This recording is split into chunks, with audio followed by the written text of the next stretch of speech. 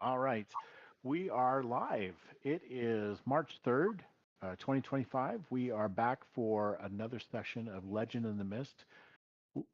We've just gotten started with new characters. So, one of the things that we're going to do as we go through these characters, we're shy one player tonight, but we're going to go over the other three characters in a little bit more detail before we get rolling into any kind of role play scenes.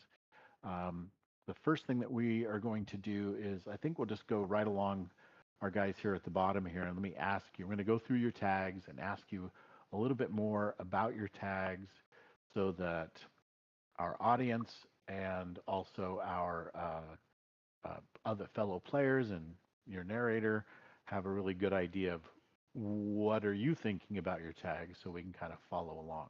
All right. So starting with Jared, let's look at your devotion theme. You have become a knight, and I'm going to unlock your sheet so I can look at each of these tags, and you can tell me. Oh, okay. You can tell me a little more about what you're thinking with regards to these tags. So, tell me about Jared and becoming a knight as his devotion. Well, I think for Jared, the next progression from the Red Marshals would be kind of working his way up the ranks. He realizes that there's more at stake nowadays in the world, more things that he needs to be involved with, and you really can't get there being in the bleachers. You got to be up front. So he with the recognition that he's currently been obtaining is trying to um, claw his way into a higher position Mhm. where he might be more effective, more visible, and be able to help with the guiding or determination of how some things work out, at least those things that could fall on his lap. Excellent. How about muster courage? Some of the stuff that he saw with the other group was pretty scary, and it still tests his mettle. Um, Again, he kind of had slab and was living a pretty casual life of going out and grabbing the town drunkard and locking him up. But with what was seen with the miasma and those creatures, um, he still gets that bout of sweat and fear at night. So that mustering that courage is him always remembering that he has a duty, if not to himself, to those he loves. Cool. Okay. Very good. Are there times that you see, what kind of circumstances do you see that tag being especially helpful? Could you When see he it? doubts, oh, I was No, going to no. say when he go ahead. Doubts himself? Yeah, when he's facing the opponent that's bigger, scarier. Okay. Wonder if he has what it takes to take it down. Will he even survive it? I mean, that pit nearly killed him.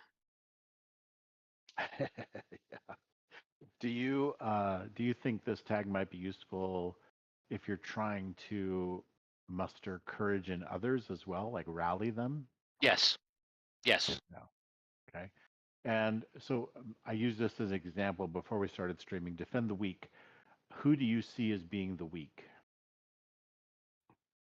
I would say I would, having been the one who like arrested the town drunk, I know the folks who feel like they don't have a voice in the politics and the way things run, the way things get decided, those that, sometimes get to express themselves but feel like the silent minority.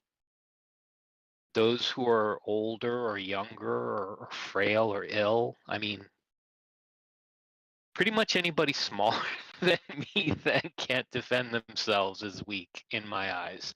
Not necessarily as a slander, but just as maybe someone who needs someone to step up for them. Okay, cool. Now for your weakness, you have Lord's tedious demands. So I'm reading that as you have someone kind of in charge of you, and they keep trying to get you to do things you don't want to do, or they're just more I difficult. think the it's the bureaucracy the red tape that comes inherent with the positions as you get closer to the sun. I usually call it, the closer you get to the sun, the faster you burn.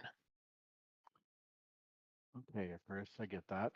When do you see that hindering your adventures or actions you take on your adventures? When I want to take a certain course of action that I am told not to pursue. Okay. So it seems like that might be when you're more in the presence of others Yes. that are ranked with you or above you or Yeah. things like that. Basic politics. You gotta, Less march to the so, beat until they tell you that song changed. right.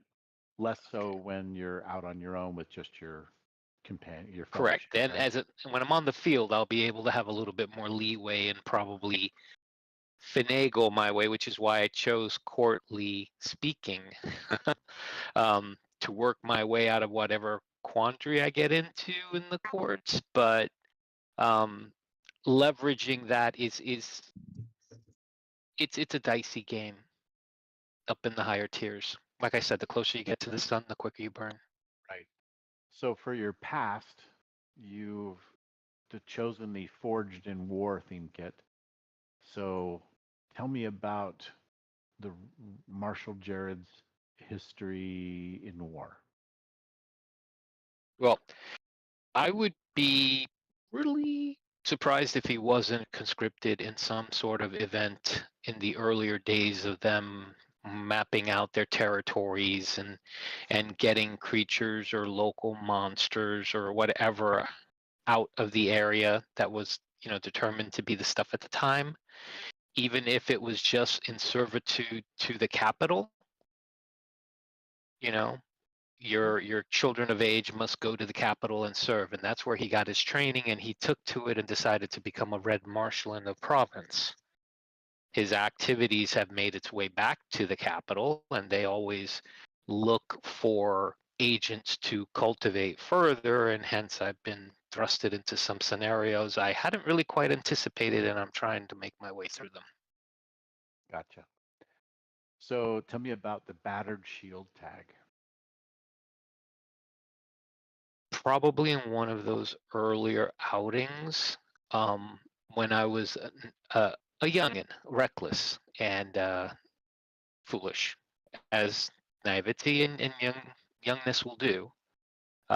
There was an older soldier, Thomas, who was kind of looking over me and would kind of, bust my balls about taking things more seriously. Don't rush out, cover your back, watch your friends, all this stuff. And we got into a bad spot, and he defended me at the expense of his life. He wouldn't leave me behind, and that was his shield. And he died literally defending me, protecting me from an onslaught. And I had been knocked unconscious, left for dead, and when I woke up, he was dead, and his shield was there, and I took it as a reminder. Oh, okay. And I think in Handle Blade is pretty straightforward. Um, Oh so yeah. my question then is for your weakness, nightmares, how do you see that hindering you in the middle of an action? I think, again, as I had mentioned, I the character is prone to having night sweats, some occasional night terrors, remembering the battle, his friend Thomas dying, and now that the miasma is a reality and he saw some ungodly things, um, there's that fear, which is again going to stem into the bolster courage, muster courage, because every cell in his body tells him that that's something that you'd want to run away from, not towards. Okay. So this may cause him hesitation if maybe he's in a situation similar to some kind of nightmare from the past or some circumstance that remind him from it. He may have some of those PTSD kind of flashbacks in the middle of his action, might trip him up. Or just seeing other soldiers, maybe under his command die. It's not an easy thing to swallow. Right. Okay. Cool. I'm going to come to the quest later. Gruff. for a personality? Um, he's not a youngin, and he's been around a few blocks, and he's just got that old military gruffness where, he's kind of nonsensical, but there's a soft spot for him. He doesn't show it very often, but it's easier to come across as stern or someone not to be trifled with. And in an authoritative position where you're a red marshal, you got to come across with presence, and that's his. That's the persona he adopted. Yeah, drill sergeant Jared. Yes, Um, literally. so intimidating scowl wasn't born yesterday. I think those are probably pretty clear. And you just mentioned that sentimental side of him that might be a hindrance. How do you think sentimentality might play against you in an action? What kinds of actions would that affect? Moment's hesitation. A little A soft, moment's giving hesitation people, at the yeah. wrong time. Okay. All right, and then this new one, circumstance, a landed noble. I imagine that this Well, was some kind of a promotion you were given after doing so well in your previous adventures. You've now been given land. yes. Okay. Manners. Maybe this is one of the things I had questions about. You're so new at this. Well, How I'm saying court manners in the sense that I've been observing how they behave in the court and how they talk in the court. So I'm going to try to work and emulate on have that. learned, you've learned from that, right? So you can use Oh yeah, like that's enough when power. you're at court, you see how they talk, how they act. You see some of the duplicitous, behavior, what's acceptable, what's not. You, Okay. you get a feel for it, but you got to hone it. So I have to practice it. It's actually something I have to practice, and it kind of goes hand in hand with um, the persona that I'm trying to promote. Okay. And modest manor house. You could certainly use that. I could see that being used to benefit you, especially like if you're going to stop there to do resting, et cetera. But how do you see that tag being able to play into actions when you're not there, when it's not? Maybe it won't just come into play very often, except in those It may cases. not come into play very often. It Okay. may come into play in that, that might be where we go to lick our wounds sometimes when all is said and done. Um, a base of operations is always good to have as long as it's accessible. If it goes beyond that, then it's a story unto itself, wherever that goes. All right. Very cool. And then constant expenses. That's going to hinder Comes with you in some way. Imagine if it comes time to buy something or to pay for the round of drinks, maybe that will hinder you in trying to pony up all the money. How do you see that getting in the way of taking actions? well, I see that, there's going to be a certain sort of upkeep or expense that I'm going to have to try to maintain. And it's not as if like I'm pulling necessarily a stipend from the area. I mean, it really kind of depends on what you might want to feel the land does or generate. I mean, is it farmland? Is it providing any sort of coinage that, could be a modest draw or not a modest draw? Or, Right. I'm trying to augment it on the side so that the land and the people will be more prosperous. And that's where the expenses are going to be coming up, where I'm going to try to expand it. But that takes money. So I'm going to need to go out there and find things of worth. Oh, gotcha. Okay. All right. So now for your quest, which on these character sheets that aren't quite updated for all the latest Legend of the Mist stuff. For devotion, you have peace through arms. Can you give me an idea of some milestones that we might be looking at to to allow you to evolve this theme that might come into play? Peace through arms. I would say that, I'm definitely going to be working to keeping the peace, and I'll try for it not to be a through physicality. But I'm not above using whatever means will get the point across, which includes, speak quietly but carry a big stick. Mhm. And as long as I can avert the larger problem with a smaller one, or even cut the larger one off, then I consider those a win. I can see that one being the theme in general being one that will show up a lot for you. This would be an pretty active theme, while I Oh, think maybe yes. your circumstances might be less active because that kind of is that affects me from home kind of thing. And you, if you're traveling a lot, may not come into play as often. So that may be slower to go, or maybe there will be other things that come of it, like you may abandon that theme, right? And have to Yes. replace it with a different one. So, all right. There is a possibility that, like you said, any of these could evolve, and it could just be that, this one cannot truly be maintained, abandoned. Yeah. Yep. All right. So the quest for your past theme: keep the land from knowing the cruelty of war once more. Like I said, when he was younger, he was conscripted into the capital's armed Hmm. forces and sent out into the wilderness, and there was a lot of blood, a lot of Yeah. bloodshed, a lot of tears, a lot of death. And Right. I would So love what and kind of prefer. Mhm. yeah, so what kind of things are you going to encounter or have accomplished that will let you say to yourself, yeah, I've made progress toward this? Well, right now, we don't really know the full miasma situation, nor do we know Sarabam. So there's a nagging part in the back of my mind that says that if left unchecked, like if no one lifted a finger, doom would be rolling over the plains. Gotcha. Therefore, he's going to out and see what he can do to step aside, mitigate it, or redirect it. Gotcha. So for personality, then you have a quest. Every old war dog has his day.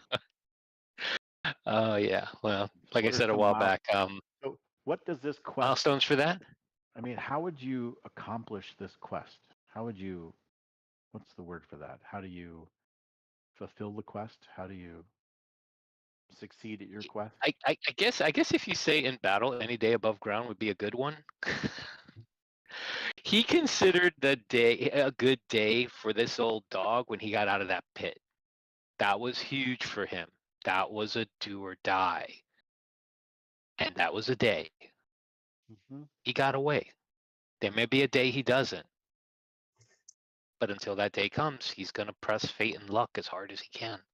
Yeah. So if you're gaining experience versus abandon, right?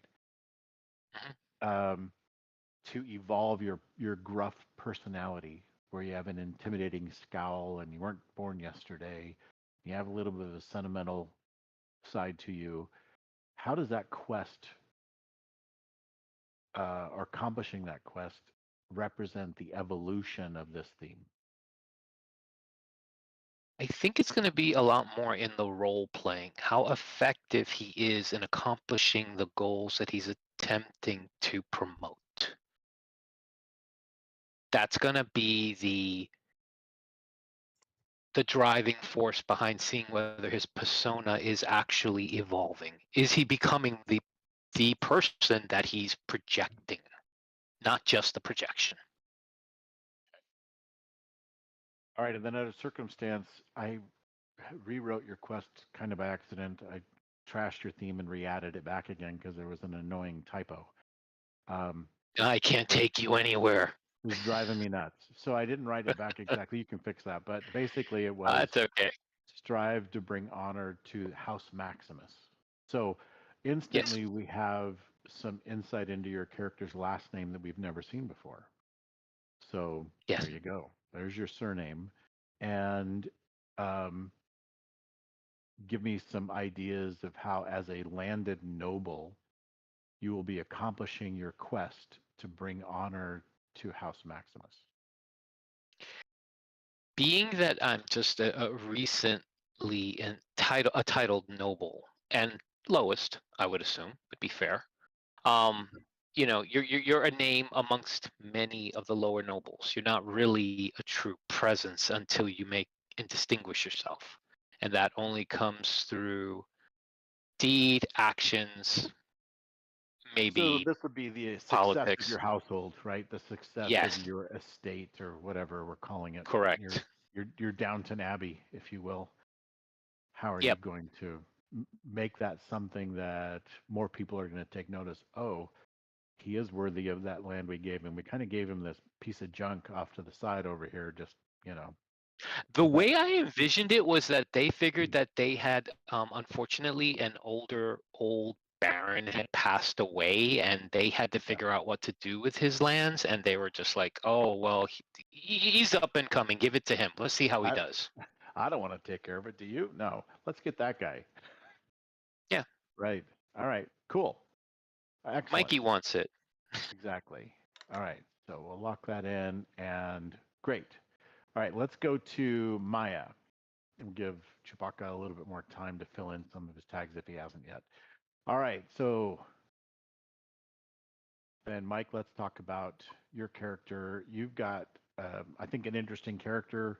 Mark of the Witchwood is your trait, one of your big important aspects of your character. And tell me a little bit about what it means to have a Mark of the Witchwood. So I think sort of how I've been anticipating it is sort of like it's a way of finding.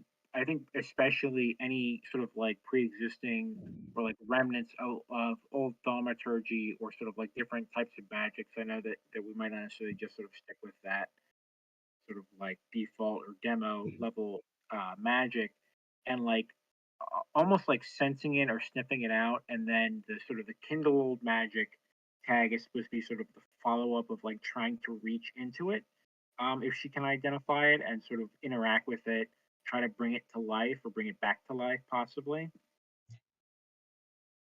So this is like the way I think you described it before. It's kind of like a birthmark that Mhm. then lets you tap into whatever magic comes from the Witchwood.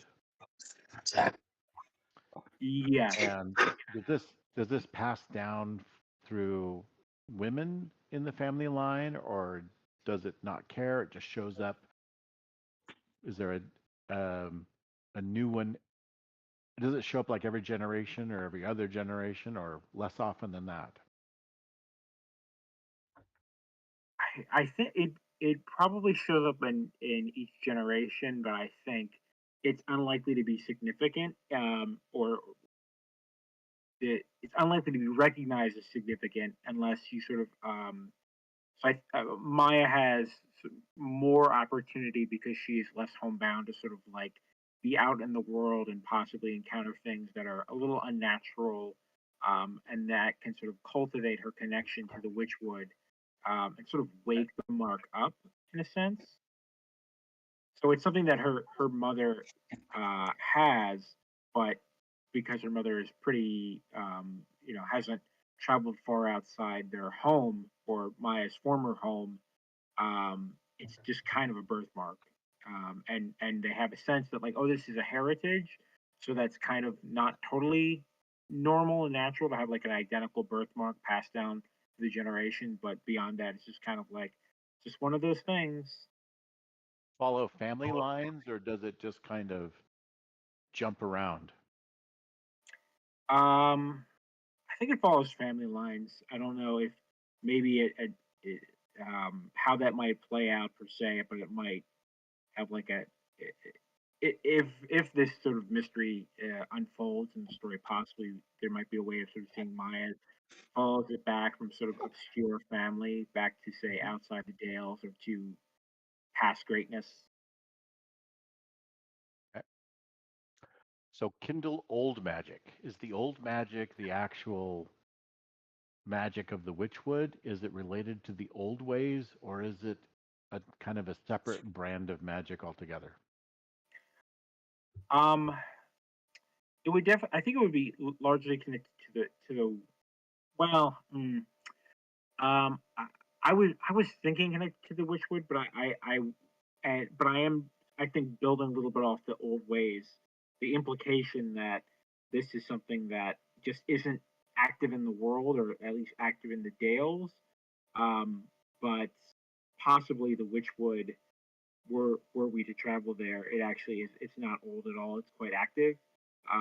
But that was sort of the connection I was trying to draw in terms of describing it as old. Sure. And this may be, I kind of get the impression this may be the difference between wizards and sorcerers in like D&D, where sorcerers have the blood and wizards are book learned, right? So maybe the old wise one from the demo is more of the book learned and he's forgotten half the books he read. And you don't know what's going on. You just have some kind of innate power. Does that track with what you're thinking? Yeah, yeah, that definitely. I think that's a good analogy, and I think like the idea with my understanding is the idea with thaumaturgy is that it's something you more actively explore and cultivate intellectually. And Maya's not.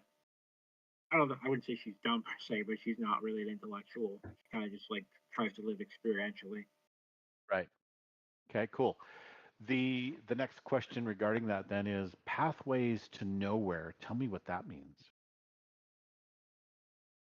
Um, the Witchwood, one of the sort of the only little dobs of information from the Kickstarter that I saw was that it's impossible to track. It's impossible to trace the pathways through it. So I'm imagining it's a place of like shifting location, and you get lost, and there, it's sort of you're constantly getting turned around because it's not, a natural forest. Um, so I think actually, let me just look. Um, because I think in the I was going to say, even then, you have um, the ability to make this your own, right? And you're yeah. using a theme kit, so it's just a series of tags that answer questions. Mhm. And so the question that it comes from, let me look real quick.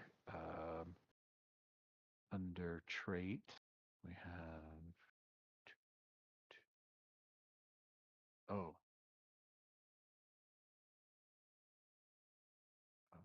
I don't see that as a theme kit.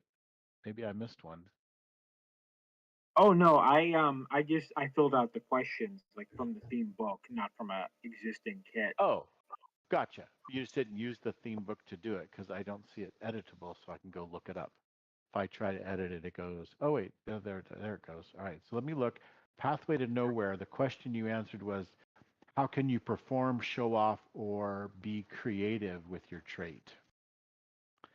So tell me how you answered pathways to nowhere with how can I perform, show off, or be creative with your trait?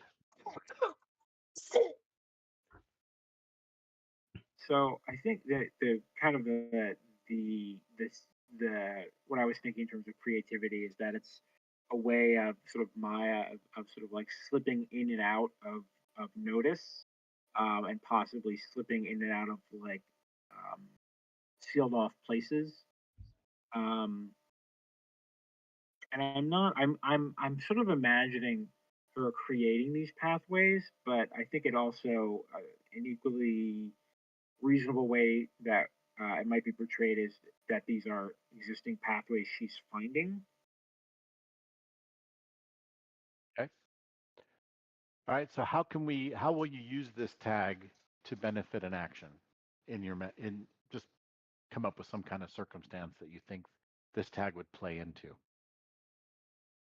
So I'm imagining um, perhaps when if she's being observed or trailed or followed, she could use it to just sort of slip out of sight and potentially sort of out of touch even temporarily, not necessarily for like a long term, but just sort of like it's like you look around the corner and she's gone because she's receded into the shadows, but beyond, like, not just physically in the shadows. Right. Okay. So more like a stealth kind of thing is Yeah, if I definitely. pigeonhole it a little bit, it would be like a stealthy thing for the most Yeah, part. All right, and then your weakness is pretty clear, unpredictable. The magic is unpredictable. I yeah. get. I may throw that in just to put a wrench in your works, just because I'm ornery. I mean, I was kind of hoping you could take that and just throw it into actions. Yep. Um, yeah. I will. Thank you. All right. Next theme, skill or trade. Your skill or trade is a hinterland tracker. This one is a theme kit, I think. Nope, I Yes. think you just answered. Yeah. So, all right. So hinterland tracker. Tell me a little bit more about what that means as being a skill that you're good at or trade. Yeah. So I think it would just be that Maya is sort of like above and beyond, because I think it would be reasonable to say that anybody who is sort of living in a sort of rural society has some ability to navigate out in the wild, not sort of like off of the town streets. But she would be sort of distinguished in that, and that she'd be especially expert at tracking people and finding ways through like denser woodland, or through, like, if you're going off the trail into sort of like the highlands, hence Yeah, hinterland. Yeah, and really just sort of finding your way and catching people or finding places, even, that might come in handy. Like just which way is north, that kind of thing, right, right? yeah. Yep. Just as a real simple one. All right, speculate what happened here. I think that's pretty cool. You can look. I honestly, I imagine Prince Humperdinck, when it's speculating what happened here. He's such a good tracker. He's actually looking at the footprints that are left behind, and he actually plays out the whole battle between the the two swordsmen in their fight that they had on the edge of the cliffs, right? And he's Mhm. like stepping through, and then he went like this, but then he did this, Yeah, So I for can sure. imagine that, yeah, like that. All right, keen senses, pretty clear. Tell me about supernatural beings as being a weakness. The question you're answering here is, what challenge or feat is quite beyond your everyday ability? Yes, I think anything related to, I mean, well, it specifically calls out supernatural beings, but I think this could plausibly be connected to like supernatural environments. Just that, like, everything is based on experience of like normal or regular Yeah, reality. She wouldn't know how to track a dragon. You know, yeah, normal data, as yeah, opposed to, yeah, like I really don't know what happened here because these aren't normal people involved, right? Or these right, tracks I yeah, don't recognize or whatever, right? exactly. Okay, cool. All right, personality theme, gregarious. Yeah, so I mean, just very much like very friendly and always reaching out to people. And I think and bring them out of their shell tie together pretty closely. Just this idea that she's always, trying to get people to open up, and let's meet in the middle, and I just want to get to know you, and we can help each other in this situation, and that kind of thing. And um, so, negotiation, but also possibly like also almost like data collection, learning Yeah, about this place we've just come to because you've lived here your whole life, something like that.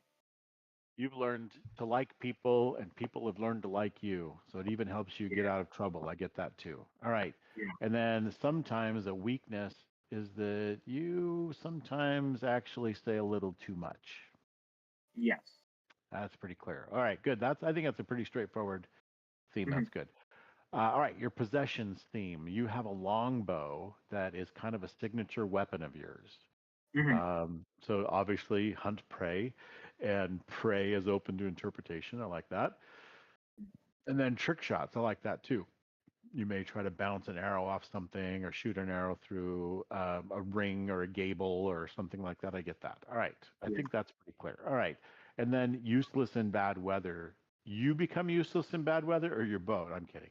Your your your bow. I Like just can't get wet. it's too cold outside. I don't want to go. Right. So your bow, like it's susceptible to bad weather. So it may Right. be and when we say useless, are you saying you really like no, I don't want to or like your string may break or something like that if it's in inclement weather, right? Yeah. Okay. All right. Yeah. I go ahead. Well, I mean, I could even, I mean, useless is it's meant to be. I mean, definitely, it's a very real weakness, but useless is perhaps like a little expressive as opposed to literally she can't fire the thing, but Right. It's very a much -1. I get you. right. Yeah. Yeah. That's more of her maybe her opinion of it. Ah, this damn bow is useless. Yeah. Yeah. Exactly. Yeah. Yeah. All right, let's roll back now through the themes one more time, talking about your quest. Hmm. For your Mark of the Witchwood, your quest is I will unearth the secrets of the forgotten forest. How might you, what might be some milestones that you're doing that you're accomplishing that? I think definitely learning something important about the nature or history of the Witchwood. Um, Definitely getting a more concrete sense of what that her magic can do, even if she can't, as a follow up, recreate that effect all the time. But maybe the sense of like, oh, this is what this mark is meant to be for, and that's sort of my. I'm going to try to cultivate it to make it like this more a more solid part of who she is. So sort of like information about the Witchwood, an understanding of the magic itself, and I think also possibly if there's a moment where the mark really sort of comes in at a particularly perilous moment. Again, even if it doesn't mean she's masters of it, she has a perfect understanding, but it's something that feels more a part of her. Yep. Okay, I like that. I've had kind of occasionally when looking at these tags to the character. I don't really remember the name of the show, but it was called a heart bow. It was like in the 80s. It was a movie in the 80s, probably like a TV made for TV movie. And so it was really cheesy. But the guy had a bow and it had a heart like thing on his like a tattoo or a birthmark kind of thing. And he could use it to power his bow and the bow would became Was explosive and this he an shot. actual movie? Yes, out of the 80s. Yeah. Conquest. Is that what it was? And it was called a heart bow, and the guy could shoot it, and it would like blow people through the air and all that kind of stuff. Um, so I kind of think of that in some of these cases where you have a bow and you're got this mark of the witchwood kind of thing. So Yeah. I could kind of think of that. Anyway, Hinterland Tracker. If you wish something found in the wild, I'm your best chance. So I'm guessing where you set out to find something and you found it, right? And that might be a way to check off a milestone for this, right? Yes, and possibly also if the beyond finding a place significant, possibly finding a place in a very difficult condition, like there's this terrible storm that blows up, and but Maya's still able to get us through to whatever the goal is. That might also be a good milestone. Good. Okay. Excellent. The quest that goes to personality, a stranger is just a friend in waiting. So maybe that's where you win someone over. That would be a milestone event. Or what if you find out the stranger isn't a friend? That might be not a milestone. Yeah, Like would that be they more betray you. abandon or No, yeah, that just may not be. They may not be a milestone, right? You don't have to yeah, abandon. So abandon is like I made a choice. Like for example, I did not try to win over a stranger. Like Okay. I chose to not do that. So again, that's where abandon comes in any of these quests that you have But on your can character. you abandon on the first occurrence, or is it a reoccurrence, or several amounts of them before you abandon it, like 3 of those dots? Oh, absolutely. Yeah, you have to mark 3 abandoned before you get rid of your theme, right? You have to replace your theme. So, but an abandon, again, you guys are choosing when you get a milestone or when you abandon. So, for example, as a narrator, I may look for opportunities where you um, you had an opportunity to maybe make friends and you chose instead to betray them as opposed to trying to win them over or something like that, right? Where and then that would be an opportunity for you to go, I'm going to mark abandon because maybe you're thinking this is going to be this gregarious business is I'm becoming more jaded, right? Okay. I feel like my role play is headed more toward I'm trusting people less and less, and I'm becoming a little more aloof. So then you would start marking abandon when you don't look at people as friends in waiting, right? That's when you mark abandon. Um, Animals, they so never betray you. It's just right, people. exactly, exactly. My wife's like that. She's like, I hate people. I've heard people say that. I I just hear didn't you. mention it willy-nilly. I've heard people Yeah, say they trust a dog more than they trust a person. yeah, yeah. I'm like, I hear you. I totally get it. Especially after driving roads here in What Arizona. happens? What What happens? What? happens when you achieve your goal? What happens when you Oh, then achieve your goal? you evolve that theme into another theme that is the next might level up. So when you're ready for your character to really begin advancing, then you will start hitting your milestones and then you'll evolve that theme upward. So personality may become, let me look. So if we go in the adventure themes, maybe then you'll start looking at influence, right? So Yeah. it's above that, or like maybe I have typos all over the place. That's what I get for just typing so fast, trying to put these things in. I'll have to fix them. But maybe prodigious ability. You may find a personality. You may develop, or maybe part of that witchwood trait bleeds over into your prodigious ability to actually, you know, telepathically connect to people and influence them or mind control them or whatever. That may be a prodigious ability. Who knows? Um, it's up to you to decide where you want to go next, but that's how you begin to advance. As you're role playing, you're just looking for, is this theme really make sense for me anymore? And if so, in what ways? What will abandoning this theme mean in the story? What will that mean for me? So, like Jared, you've got land, for example. Let's just say that really never comes into play, and um, this may evolve your character in really unexpected ways. You may decide that someone has won your dear Martha over and has begun turning her against you. And so you begin to abandon that theme of your landed noble as you lose your whole estate while someone else encroaches on you. Maybe they spread vicious rumors of your death or whatever because you've been gone away so long or what, right? Like Odysseus, really good example Yes. of him I was just sitting practically. there going, are you going to give Yeah. me an Odysseus arc? Because I was going to kindly pass on that one. But again, you're in total control of that.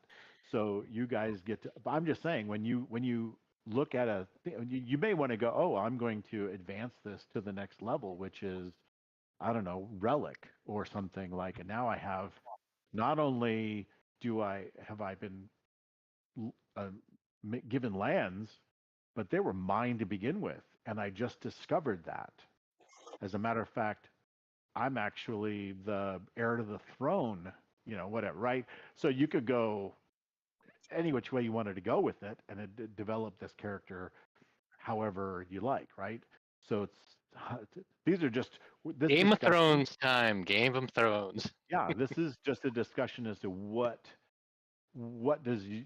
important to the character now, because that may change, right? And how it changes is either it evolves or it abandons or whatever, right?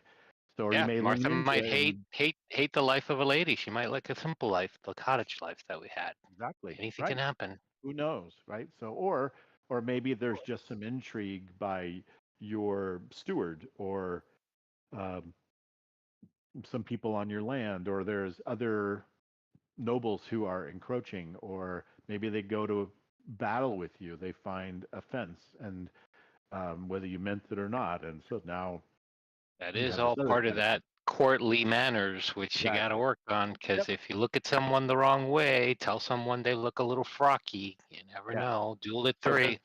exactly, or he just decides he wants your land. I mean, now it's Yellowstone, Mm-hmm. or whatever, right? So they want the land.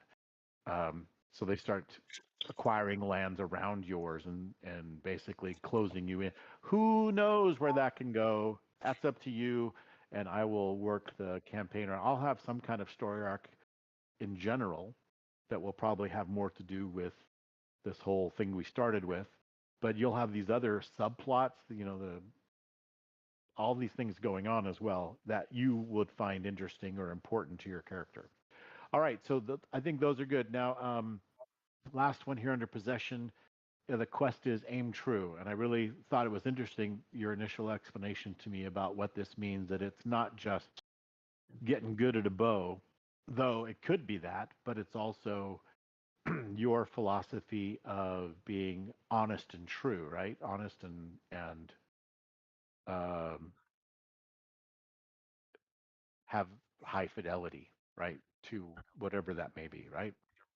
Yeah. Tell me more about some milestones that we might hit while you're accomplishing your goal of aiming true. So I think um, not so dissimilar from gregarious. If there's a particular moment where her honesty or sort of like throwing herself into a challenge and being forthright really pushes her forward personally, or pushes forward sort of the the fellowship's goals. I think so. It's kind of like if she can use her connection to others to really advance things, and that might be a gregarious milestone. Or if she can use her sort of honesty and the fact that she doesn't hold so much back to advance, that could be a longbow milestone. I wouldn't mind if a particularly dramatic shot might also count, but I don't know if that's a stretch. If I'm trying to pull too much in, So that just would be cool. I like I like where you're going there.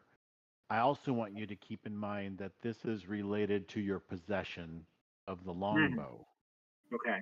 So keep that in mind too, instead of it being like, oh, this is linked to my gregarious personality.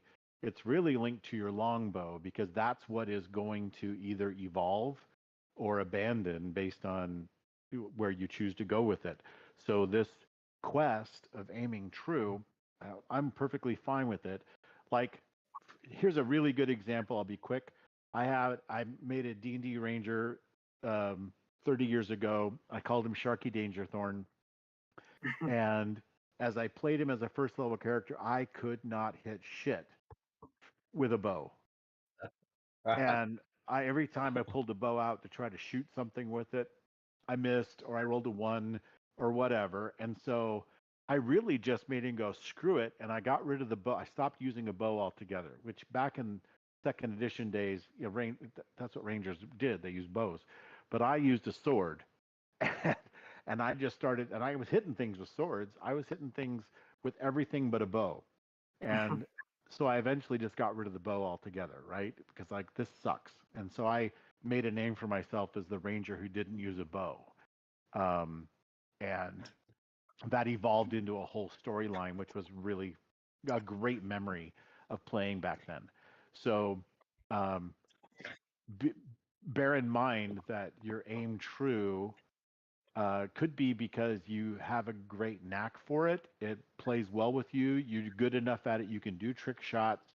And so far, you've blamed your bad shots on bad weather, but who knows where this is going to go. So I could see your quest to be better at the bow, to become amazing, to become legendary with the bow. This could turn into a prodigious ability, or maybe a relic will come forward that replaces your bow, or somehow your mark evolves your bow, like it actually changes your bow into a relic. Who knows? So there's a lot of places to go, but I want you to kind of keep focused on that your success with that quest, or your lack of success, or your disinterest with that quest will lead to abandon, and your success will lead to an evolution of that longbow to something else. And it may be that you move beyond the longbow to something else, right? So you no longer need, like, you may be able to just shoot arrows from your mind. You just make a motion like a bow, and the bow, like that other D&D cartoon character, he just goes like this and he shoots, arrows made out of light or whatever. Who knows? But I like the whole.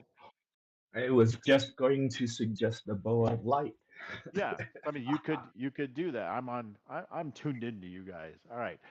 So I'm just saying, keep that in mind while you're looking for what you're going to do with that quest. Is that as well, to keep that in mind as well. I like it, and I like the idea that it's tied to honesty and truth, and like to be a straight arrow, right? People say that. Oh yeah, he's a straight arrow, right?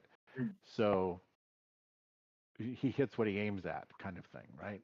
I like that all the way around, but just remember as well that it is tied to this Right. possession. Gotcha. Possession too. Okay, cool.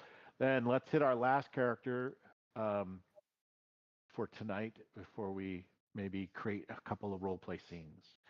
All right, so we have Chewbacca, and Choopy has a couple of themes here that I think are interesting, and I see you fill in some themes, some quests. Excellent. All right, so I also moved some tags to backpack and stuff like that. okay, you will get one to be on par with the rules right now. You get one tag to go in your backpack of a possession of an item that you have that you might find helpful. So we'll talk about it in just a minute.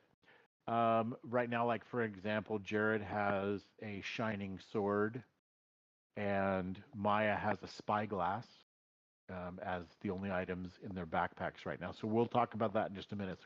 So we'll table that for a second. Now, okay, so in your past theme, the first question is, what past event or existence has shaped your life? And I think that Elias the Shadow was a previous name from your past of yours. Like that's what people called you. Is that right? Yes, yes. I Okay. had been trained to be a spy by like the Grand Vizier of a lord. I'm not sure if that should be a Delan's lord or something farther away. Because farther away might be just too far away to actually use. But anyway, I was trained to be a spy, to be innocuous, to infiltrate places, you know, pick up a plate of food and join the party kind of stuff. Right. Cool. All right. So this was a And way. So I could see you tapping that, like to do stealthy maneuvers or deceptive things, that sort of thing, right? correct. Okay. And then disguise kit is your answer to what momentum do you still hold on to? So you obviously used your disguise kit in the past and you still use it. You Correct. still hang on to that. So that's cool. All right. That doesn't count as a backpack item. That's important enough to your character that he always is going to have that, unless we, of course, burn that, right? Infiltration is a skill, a secret skill or technique that you picked up. I like that. I think that's pretty straightforward. You can use that to get in and out of places. I would consider exfiltration to be as useful in that regard. Infiltration would be good. All right. And then I had a question about this. The question is, what ugly secret do you keep that's connected to your past? And I think I figured it out that you at some point witnessed the abominable acts, and I'm not sure what creator is. Is that like your mentor or the organization that you were in? What is creator? At the time, I couldn't remember like vizier, but it was like the Lord's assistant, second man, or the person who actually manages all the secrets. Gotcha. All right. So you saw the shenanigans that were going on there, the dark side of that whole thing, and that's what made you decide to get out and go. You're like, I'm not going to be part of this anymore, right? Yeah. Excellent. Okay. I think I got that then. All right. Then your goal or quest, I mean. Well, we'll come to that. We'll come to that later. Next is your devotion theme. Compassion for all. You have a devotion to compassion for all. And I see that as being kind of this flip side. You've almost turned into a non-clerical holy man almost, right? Like Correct. you like, nope, I'm not going to be doing any of that killing business. So I now have a dedication. This is like I now have a code versus killing kind of thing. All right. So the next question is, what ethos or saying do you aspire to live up to in your dedication? Cruelty should actually be bad. How can you see that tag helping you in an action? What do you? Well, to basically tell whoever is trying to force me to kill someone or something like that. Okay. You've left that past behind. Someone So bad. now what would this be? Cruelty should actually be bad. Do you see this as being, I will kill you quickly as a sign of mercy? Or I'm not going to kill you at all because killing in general is cruel? Where are you on that?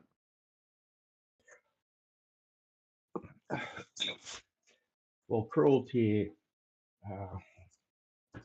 as my new devotion could be bad, and I will actually fight people for that.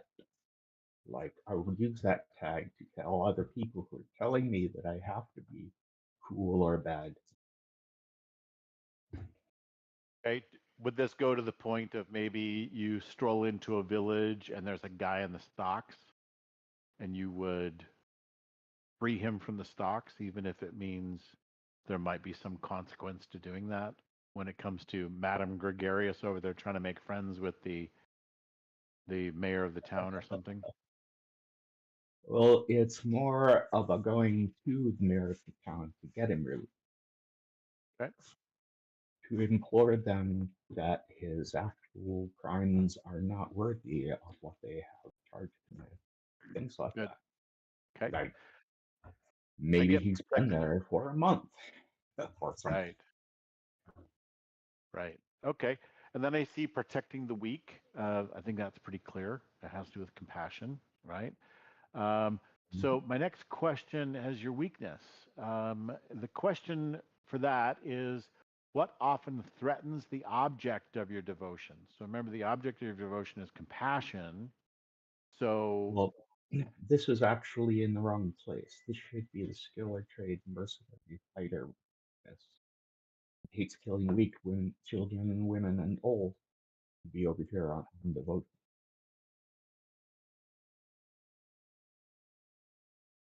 okay. All right. So I'm just thinking through that. So stand by on that for a second. This would not be a subtag. We would put none on there, by the way. Okay. Well, that was So a subtag, just by definition in the game system, A subtag is a tag that is kind of only really used with its main tag, This is or this is or this is is the weak directly related to that main tag. this is the weakness, right? Yeah, which isn't a subtag. It's a weakness that's related to the theme. Oh, okay. So it Because doesn't need to be a subtag. So that's just fine. Um, so I'll clean that up for you. All right. So my question then is, this phrase, "I'm called girly by many of my fellow fighters." This would be like the Red Marshal, or well, I've been a mercenary and all these things, and whenever I'm in a group of fighters and stuff. all right. Well, that's your past life. What about now? Right. With regard to your devotion. That that should actually be under mercenary. Sorry, Gotcha. it's in the wrong place. Okay. All right. And the mercenary weakness, does that belong under devotion? We haven't gotten there yet, but Yes, yes, do they need to swap places?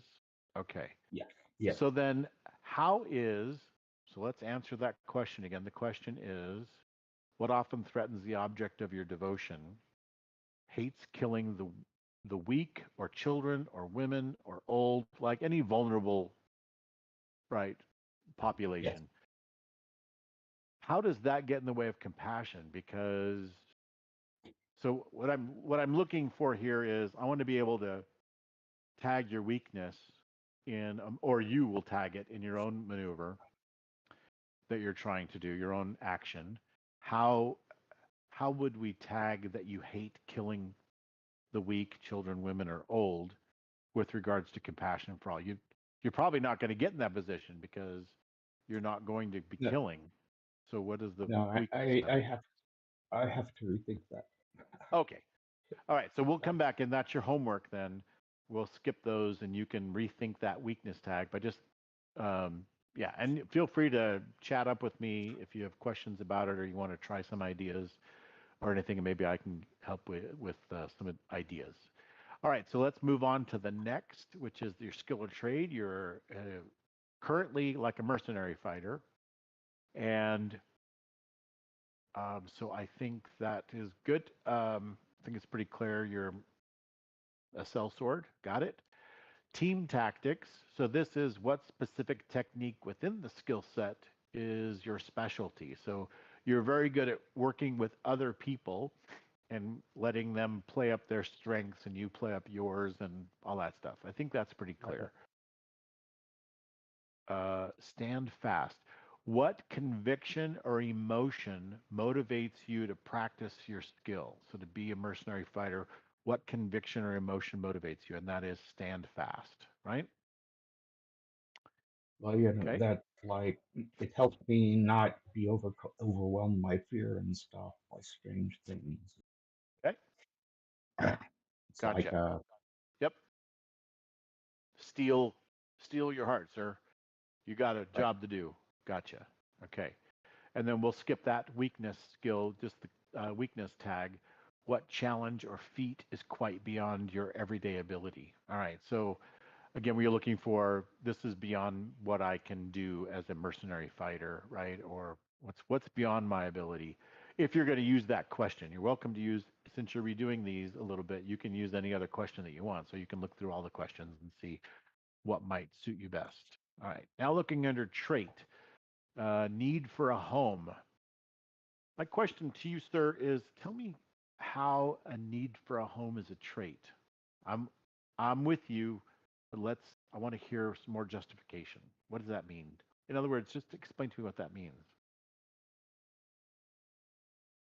I have traveled long and far, not many people, but I've So never been able to. this defines you? But I'm always on the move, trying to escape my previous past as a spy. So I never really get to put roots down. And so it's like when you have traveled the world and had adventures and stuff, but then you return home and open a bar with your sword over the fireplace. I'm looking for a place to call a home. I hear you. I want you to think about, have an open mind to maybe my pushback on that a little bit, because the theme itself is a physical feature or a mental quality or a special gift. You have a specific innate attribute that defines you, whether in your physique, your mind, or your heart. Um, so I can see that Well, it would fitting be into the heart for sure, right? and the mind, yeah. Yep. Um, so the thing I'm thinking about is, how does your need for a home, what does that bring out in you? And maybe that's the Well, trait. like happened in the first scenario, I I initiated a benefit that is supposed to help, like old widows and stuff, who can't chop wood and things for everybody else. Like, and also it was my motivation to ingratiate myself with the people of the Dell and earn their trust, find a place, possibly to stay. Okay.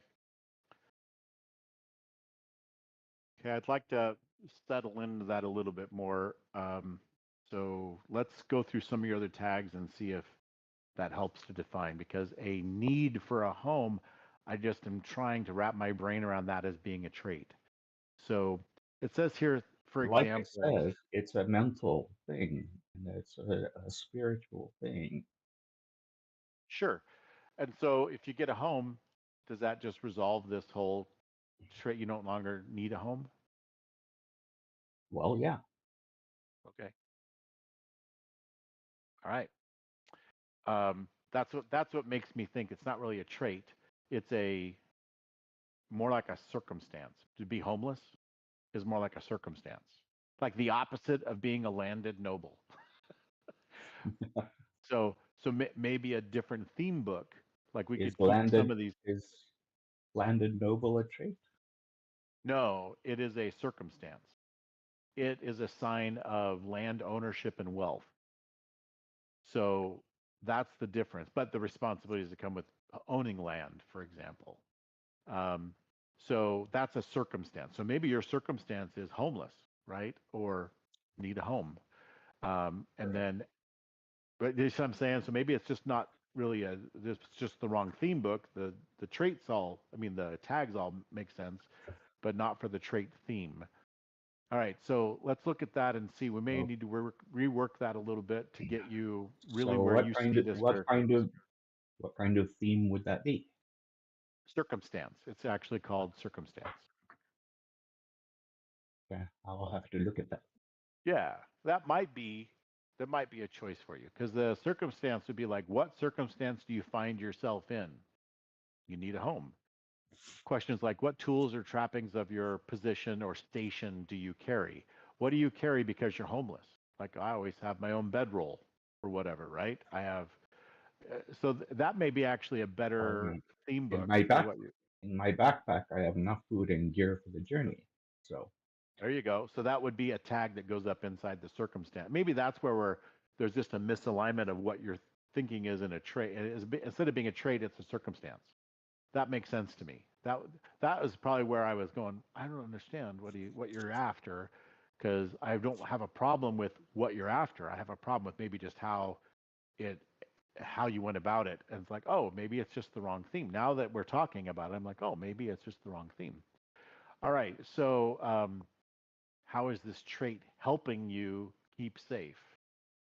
And I see what you're saying. My fast friends will hide me. Um, so they're willing to take you in, or yeah. So I think that's, I think a circumstance may fit you better, and some of the questions there may be easier to answer with what you're thinking about your character. So I'll give you some time to go about that. Now let's go back to the past and your devotion and your skill and trade. We know about what your thoughts are on those themes. Let's go to your quest for past. Keep his former master from locating him. Okay. So you want to someone's chasing you, and they're after you. And if they find out that you're really not dead, or you start in trouble, then that could bring about some issues for you. So Yeah. um, keep it hidden, keep it safe. That's good.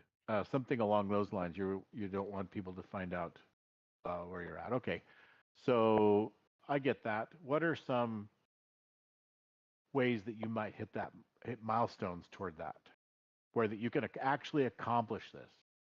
So this seems like an ongoing thing. What I'm looking for is maybe something you can actually accomplish and say, I'm Okay. done. This is good, and then we can evolve your theme to leave your past behind, so to speak. Right? What do we have to do to get there? Well, I've already done a lot of things like changing my name and traveling Yeah, around and being hard to locate and things like that. I don't know. How would I actually achieve?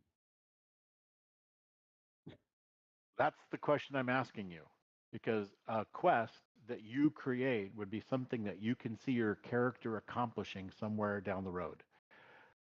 Because when you accomplish it or you get to a significant um, progression of accomplishing it is when you may evolve your theme into something else, like maybe moving up into a duty or an influence or something like that, right? You're moving up to an adventure theme. And that's what the quests are really there for, is to how do we gauge when your character can evolve into, like, level up into an adventuring theme? What must he accomplish? And that's what that's for. You hit milestones toward your quest, and that tells us when you get a new theme. So that's what I'm looking for here. I'm fishing. I'm just fishing. Okay. So think about that as well. Maybe think about how do we quantify that? All right, devotion. Your quest there is the people of the Dales know only brutality from warriors. And then you have more. Um, Chewbacca must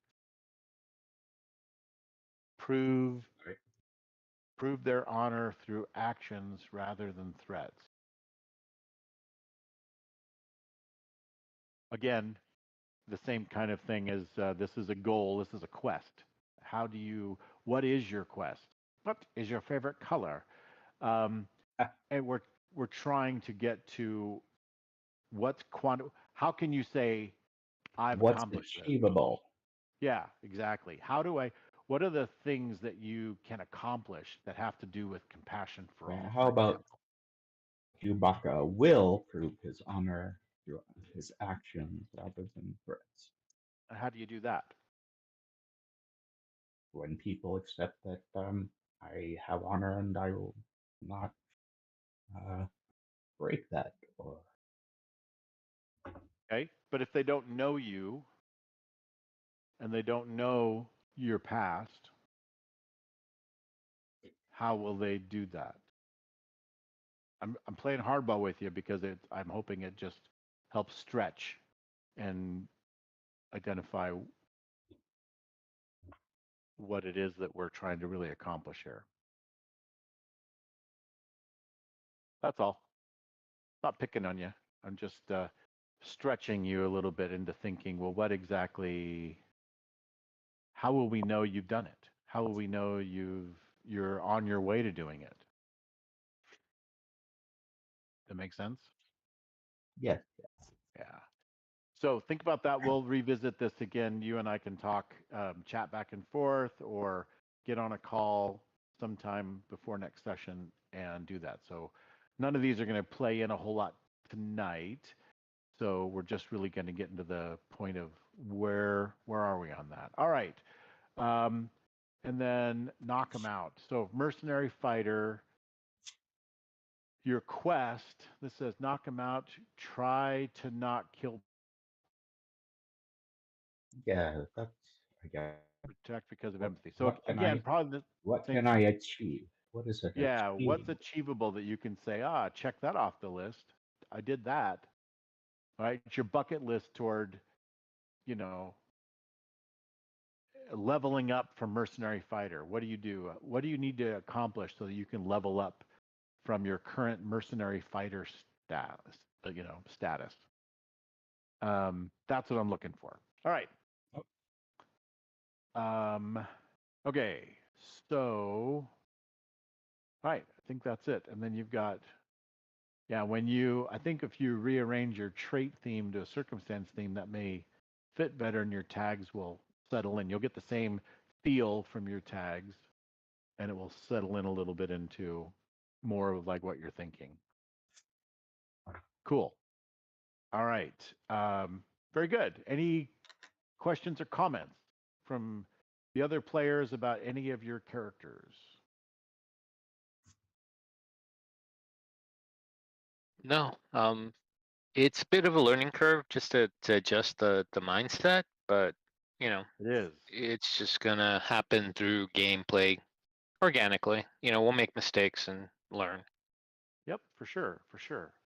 Absolutely. This is it is a real mind job to get your brain around how this is not like any other fantasy game you've played at this point. So, absolutely. I'm with you guys 100% on that. All right. So then a couple other questions that I had, and then we can kind of maybe pick a scene. Oh, I also made a mention of you guys can call out scenes.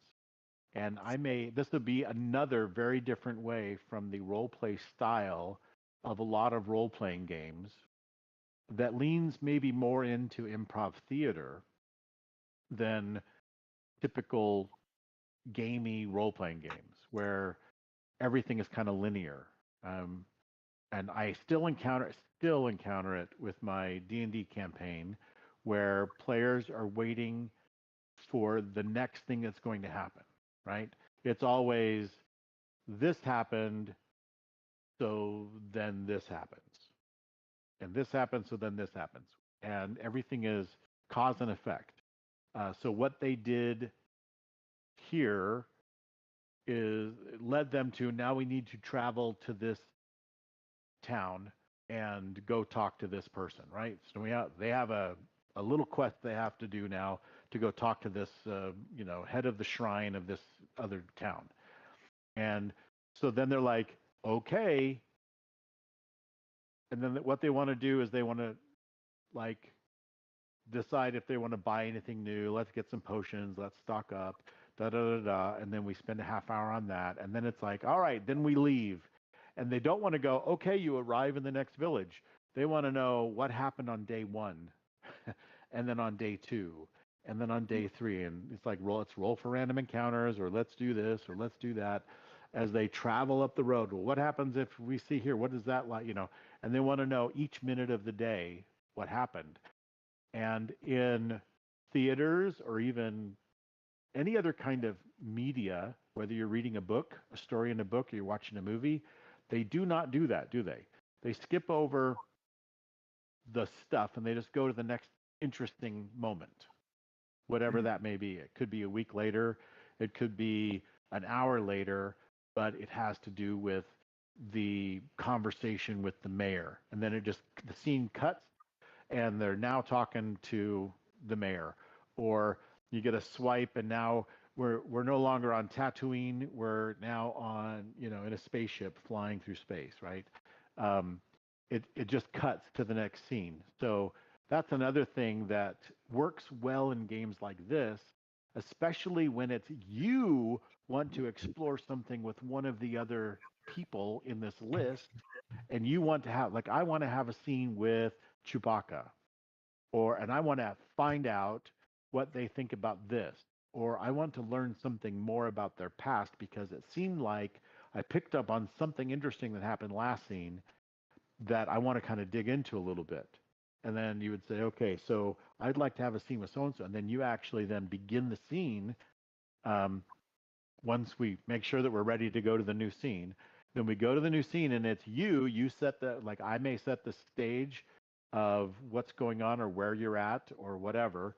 And then you are like, okay, so Maya, what's with the birthmark? It glowed. I'm pretty sure it glowed. What happened there? What's going on there, right?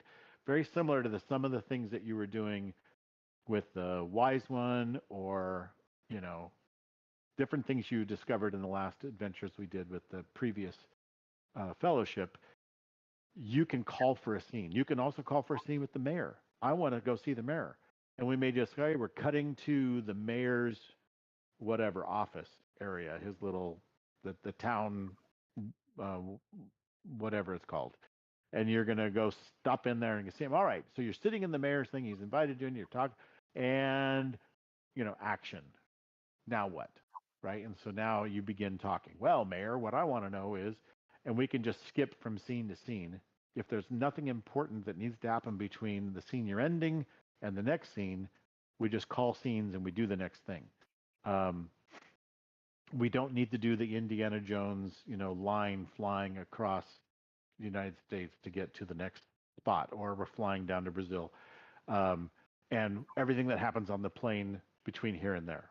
Only if something interesting is going to happen on the plane, like, oh, from the baggage compartment underneath the plane, up comes this guy. He's been stowed away and he's here to attack you, or whatever. And then there's an action scene that goes into it. But there could be just a drama scene where you play out a little short scene between the two of you, where you're having a conversation. You're on the plane and you are taking this time. I want to dig into, something about this person's past. I don't know enough about this person I'm traveling with. I'd like to know more. So I want to ask a few questions about this or that. And then you go have that scene. Does that make sense? I don't want to belabor it. Yeah. No, it makes sense. I think we need to see it. And just feel it out. Yep, and you have to do it too, because again, and that's what made me think of it. You said this is so different, a departure from typical role-playing experience of the past. So that's what we're going to do. And those who come from like acting backgrounds, that's all they know. There's no in between scenes. They're just this scene and then this scene, and the story plays out. Like, we'll all fill in the boring stuff that happened in between. Like, y'all brushed your teeth, you went to the bathroom, you took a nap. We don't need to see any of that stuff.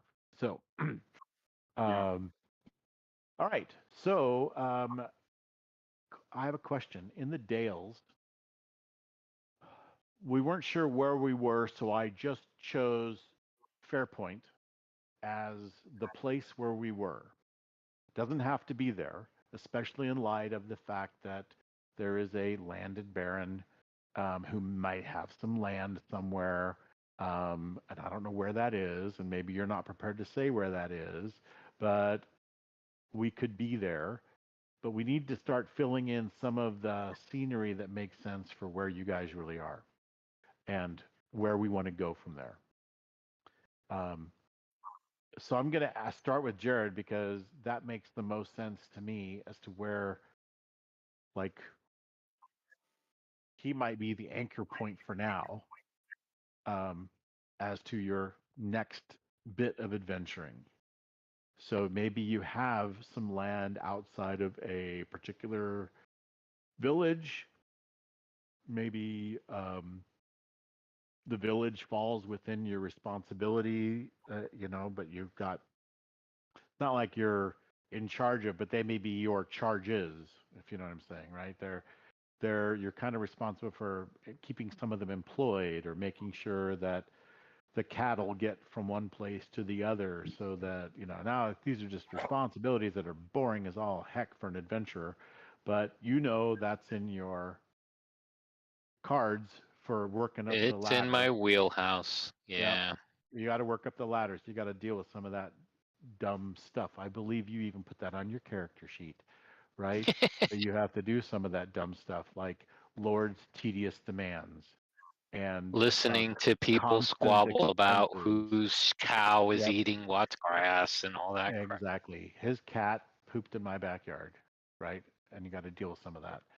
So, so do you have a place that stands out to you somewhere in the Dales that you're interested, that you've had to move Martha to take on this new land that you've been given? I am actually in the process of. Okay, there it is. I can tell you. It will most likely Highglade, Okay.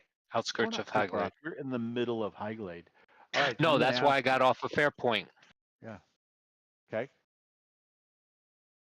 All right. So if it's in the area of Highglade, there may be even a little town near there. Like Ravensdale is the name of the area where Raven Home is. That may be like the central village of Ravensdale, right?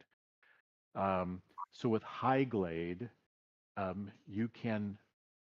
This is your chance to world build. So I'm going to ask you: is there a name of your manor or Uh, your bit of land or your little sub village that's kind of under your charge? uh, the Thornbrush Estates. Thornbrush. I like that. Okay. Thornbrush. All right.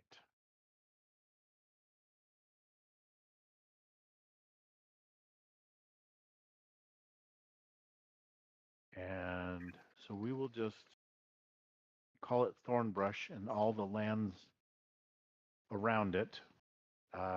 So this might be a little village or a dot on the map somewhere within Highglade that's called Thornbrush. And how did it come to be called Thornbrush? Is it because there are certain nettles that thrive in the area, or is there That some is other exactly what it got named for. Okay. All That took right. a lot of clearing out. It's not the most prestigious of the properties, and like I said, it was just an elderly old person, noble, low Mhm. rank who passed away, and nobody really wanted to deal with it, so they just discharged it. Right. So maybe even like blackberry bushes, which, by the way, is an insidious weed that just Oh yeah. happens to bear fruit, right? And they grow everywhere. You can't get them to stop growing. It's hard to cut them back and to make them stop growing. They grow like crazy. So maybe thornbrush has a fruit of some kind, or whatever the actual plant might be called that would be described as a thornbrush. Um, so maybe you do some kind of a berry or a fruit that grows on that, or maybe there's something about the nettles, like you know, aloe vera, right? Has Yes, I mean the estate was known for its preserves, its jams, its berry juice. I mean they kind of leveraged what they had in Mhm. addition to whatever livestock was there, but they did work the land that was given to them as best they could. Okay, and so maybe they have livestock or goats or who knows, Mhm. something as a common Natural stock of the natural area. lawnmowers. Exactly. That they like to eat that, but yeah. All right. So you've got that area. You've got a manor house, and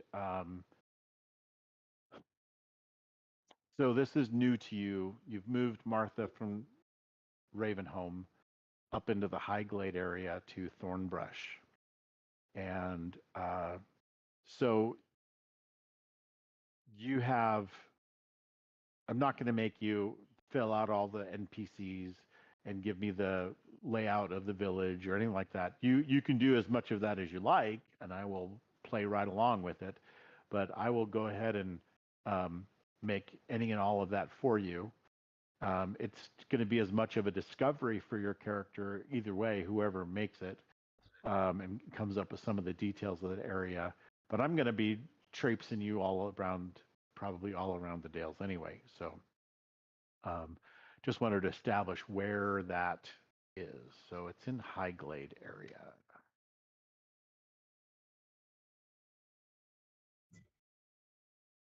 All right, so this is going to give other players a chance to say where their characters are coming from or where they might be heading to that they pass through this Highglade area as part of their travels that cause you to come together. and form this little fellowship. So we have a homeless guy that wanders here and there. He finds work and ways to um, bring his compassion, his own brand of compassion, wherever he goes. And this is the latest place that he has come to kind of settle in, right? For now, and see if this is the place that's going to bring him the home he's longed for. Um, so you might be one to even hire him as a guard or a um, what might be the word, like a defender, like security in the area, something like that, right? I'm just kind of filling in some ideas. Does that sound like maybe what Chewbacca might be looking work to do, or would he? Oh yeah. Like so many tropes have been like, oh no, I'm just going to apprentice with the blacksmith, or I'm, sure, I've got my own sword that I've currently kept under wraps for now, or my whatever, my disguise kit is tucked away underneath the cot that I am renting. Like, yeah, I'm the beekeeper now or something, right? You know what I mean? And that's what I do. I used to be a contract killer, but now I'm just a beekeeper until. Just passing through there, Sheriff. That's right. Just right. Exactly. So there could be something along those lines, right? What you're doing. So I'll let you guys decide what you want to do there. What about Maya? Is she coming from someplace or going to someplace? I'm wondering if because we were just discussing possibly Chewbacca looking for work, if it might make sense for, given that Jared already has a connection to the miasma and to Sorobomb, that's sort of our hinge point, or what's the word I'm looking for? Axel. Right. Because we Yeah. were at the bar and we had discussed, remember, and you were interested, and I was telling you that I was heading out to investigate it, but That was how much Ashrin. can one person do? That was Ashwin. Oh, okay. Yeah. Sorry, my bad. But I am thinking that if this is possibly, when Mai is first getting connected, that um, so I'm possibly that she has come into the estate or into the region, the land, as a guide with part of a caravan, possibly say for like a merchant route, and then finds her way. I think it would just make the most sense that wherever you're headed next for this exploration, that you decided that you would like a tracker, and then so she sort of starts out just like for hire. Um, I think that to me, and I think again maybe I'm not sure what Smacky's thinking, but I feel like that's kind of an organic way of working us into Jared's existing connection to this quest. Right. Yeah, Or because even I would you think and that a caravan passing through town is a big thing, especially when people want to go and see what's being sold for wares and so forth. So Right. maybe I would not definitely passing go and through. investigate. What do you think Hmm. of this? Maybe Maya and Chewbacca were on the same caravan. Maya as the navigator, tracker, um, and Chewbacca as caravan security, but the caravan was going to Highglade. And so you have landed, you finished what you were doing, right? You've made it to Highglade. You guided the caravan through the mountains, and you've made it there. There's this quaint little big valley where you happen to upon thorn brush, and you're there. The caravan is done. It is disbanding, or it's maybe gathering things in Highglade, maybe to move on, and maybe they are just going to go back where they came from. Right? There was just a trade trip or something. So it leaves you at a point where you could jump to a different task or a different job.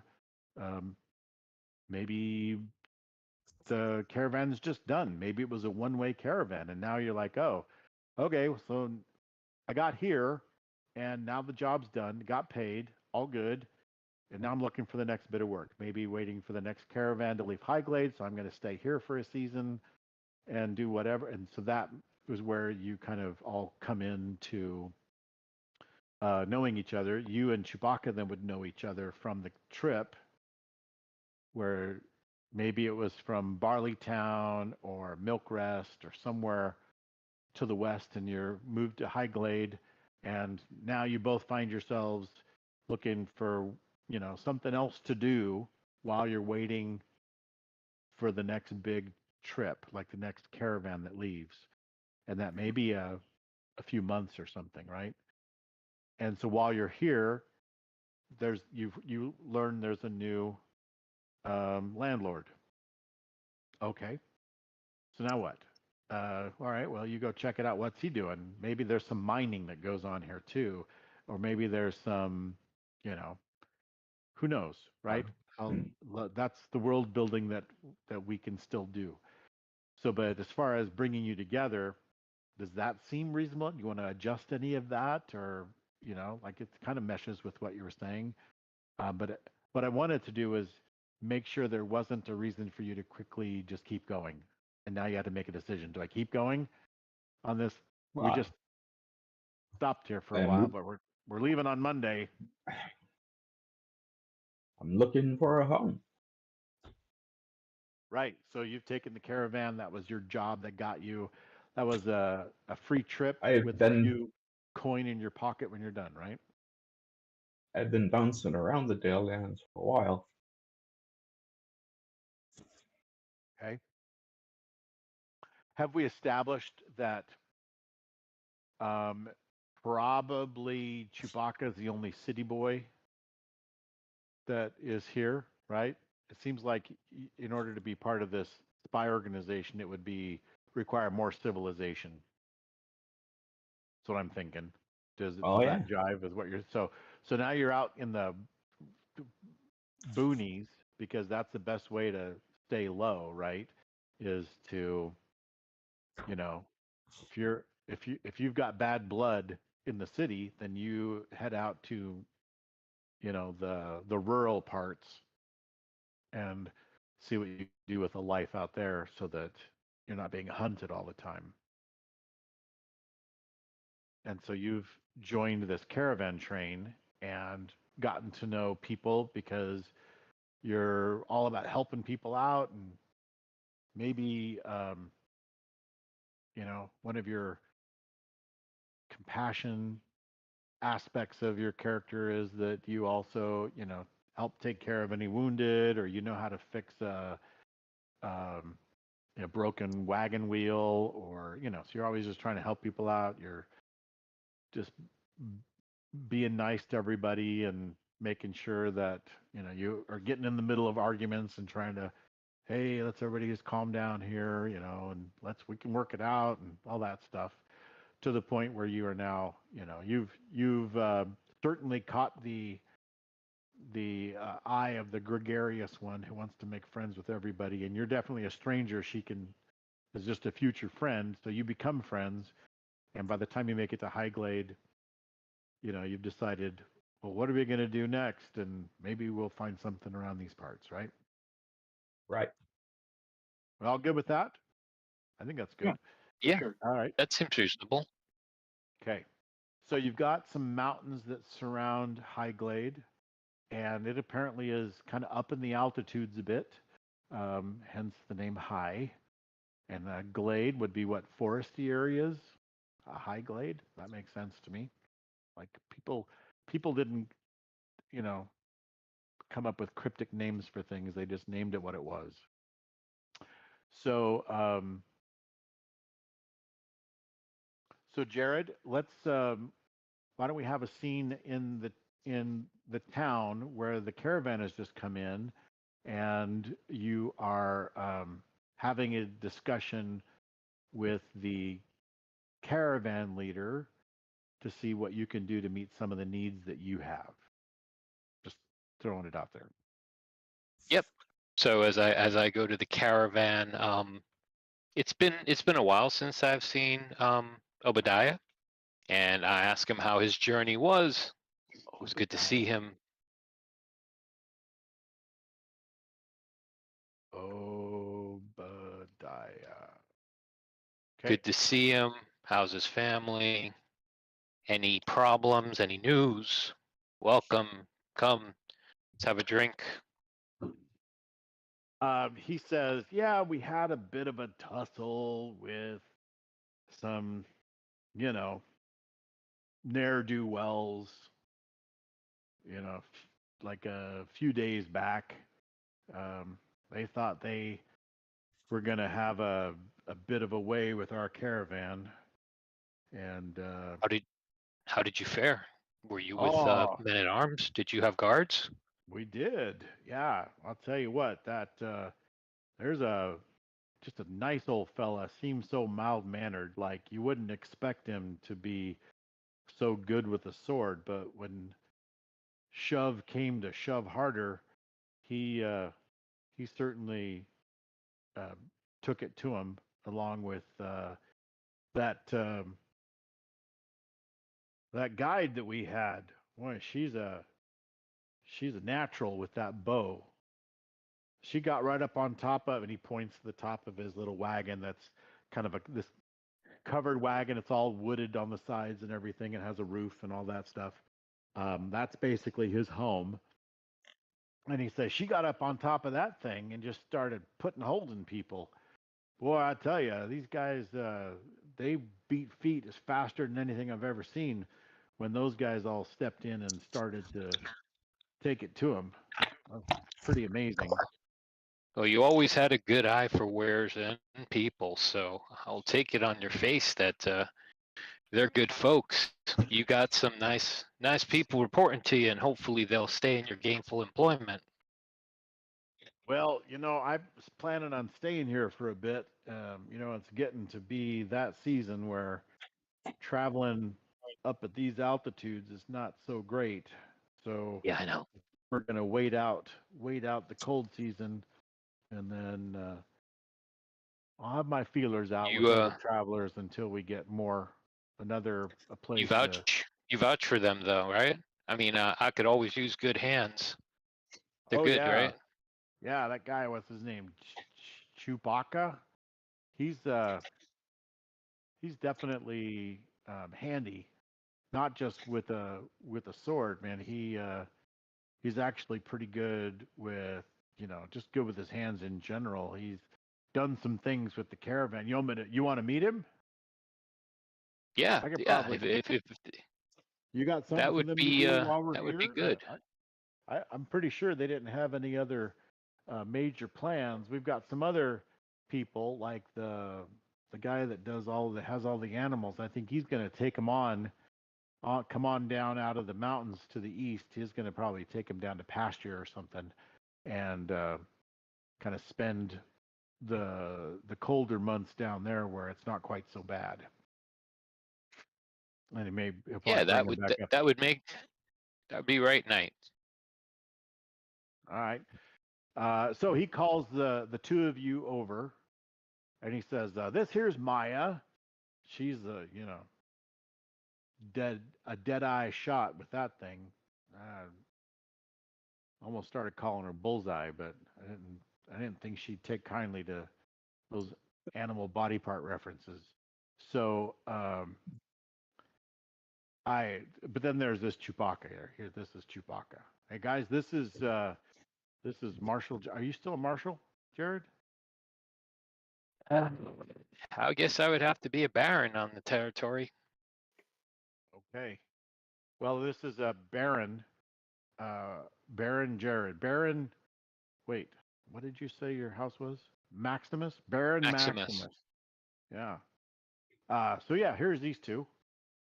I got to go clean some things, so I'll leave you two at it. Thank you.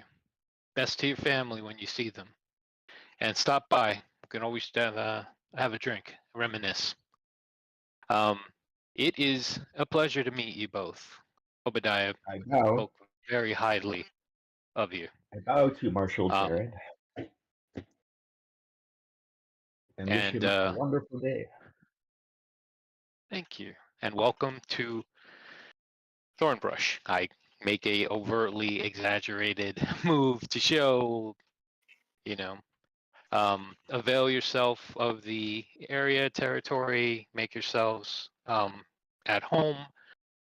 I'd like to discuss with you both something I'm working on and see if you're interested. So I would invite you to join me for dinner this evening if you're not doing anything, and see what the reactions are. Oh, I never turn down dinner, sir. Thank you so much. And I look at the lady. Oh yes, that sounds lovely, Sir Baron, my lord, sir. I'm still getting used to it. Newly titled, so I was just a Red Marshal prior to this. But formalities do hold custom and presence, so let's relax our hair when we get at the estate. And if you're free, we can head there now. Carving your own fate in the world, that is definitely respectable. Well, we'll see for how long one can hold that. This day and age, you're only as good as what you can hold on to. But I say that, and you see me just wistfully look off like I'm not necessarily in the moment. But then I focus and I lead you guys to the estate. And it's not a huge estate. It's on the smallish side. It's got some need for repair, but it does look like it was at least lovingly maintained by the older baron that lived there. As we approach the main house and past the guard house that's just down the road, I make my way with you to the kitchen, where you will see Ashrin there already, because we had headed out originally. So Ashrin's just, I am not making. generally very used to these cold climes. So if you've got a fire, it would be a pellet. Well, like I said, you're welcome. I've known Obadiah for a very long time, and he always has a good eye for materials and people. He can size them up very well. So, what time of day is it, or is it approaching night? You decide. What are we working with here? What do you want? It's night. Oh, You okay. So decide. let's just say that let's say that it's approaching evening. So, formalities of introduction to Martha, my wife, who, makes you feel comfortable. She talk nicely, and then she kind of excuses herself as she makes sure that food is being brought out to sit and eat. And I discuss with you guys and gals the prospect of the task that the Lord Protectorates had given to me with this title, which is to take a look into the Dales, investigate more cases of abnormality, and give it a name, give it faces. Try to find out what's happening underneath the surface because of the miasma. And you notice that there's something a little unusual about his eyes. They've got like a little tinge of red. But I shift so that you really have a hard time kind of focusing on it unless you're like holding my head and staring in my face. I explain the nature of the miasma, what we encountered, how deadly it was, how it nearly killed me, left me, scarred, and how that task is not for the weak of heart. And I'm looking for folks who would want to join me on such an adventure. You who are here. Are you interested? So I think during that explanation, Maya has been literally, figuratively, and literally on the edge of her seat. Just kind of like leading in closer the more he talks about miasma and sort of like the unnatural or supernatural nature of the experience. And I think at his questions he would say, "Oh, wait, that sounds fascinating, Sir Lord Baron Marshall. But I would certainly be interested to help investigate this further. But I would uh, Chu, I definitely, I don't want us to part ways quite so yet. So I would want to know your interest as well."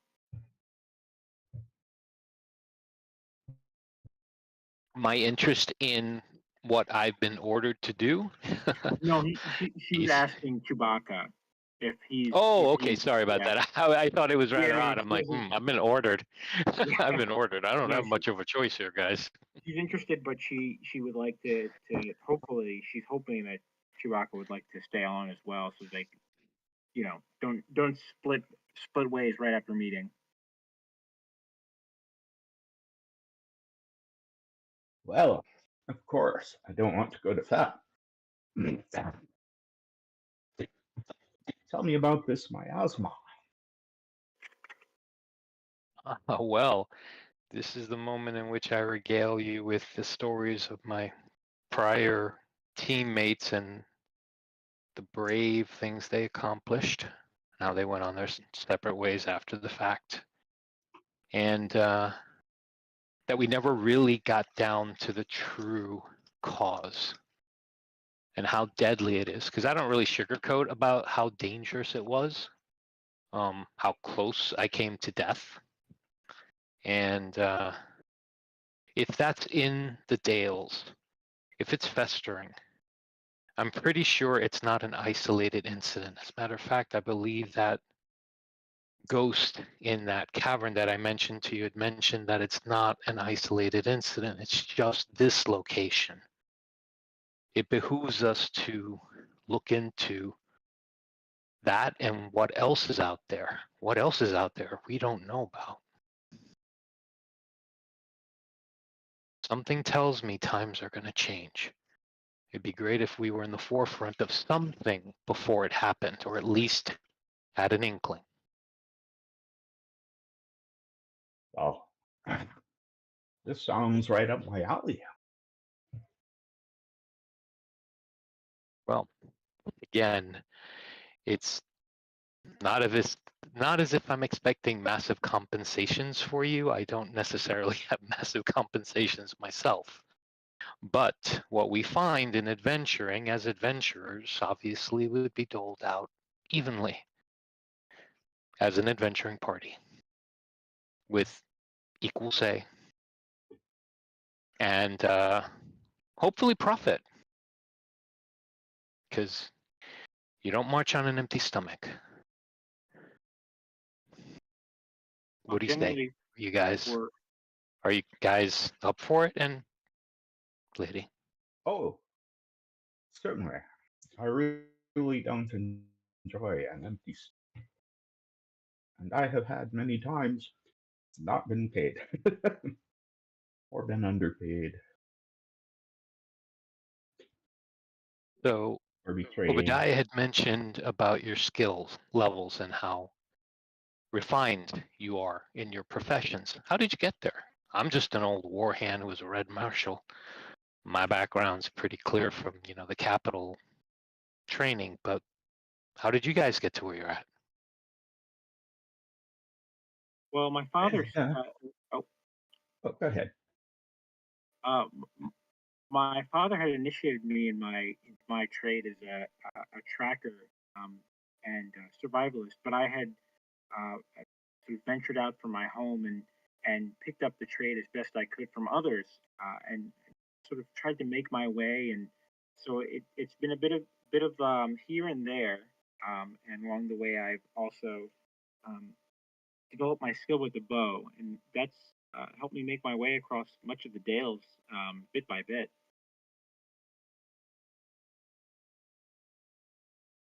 No small feat. I've known a couple of hunters with bows in my village, Ravenwood.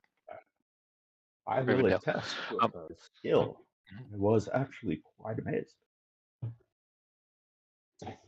Cool. That will definitely come to good use, and I suspect you'll be testing it quite often. I hope you don't have to, but I'm getting a nagging feeling. So, how about you, Chewbacca? What brings you this far to the boonies, for lack of a better word? I've seen so many boonies. I have a long and wandering history of traveling about. So wandering, even I don't know exactly where I am. But I like this place. The people are good. That they are. That they are. They have also been very kind and welcoming. Hopefully, we can keep that going. Ashton, do you want to say anything to the So, folks that just are joining us? is it just us? Ah. And so that person would fill you in. The strong, quiet type.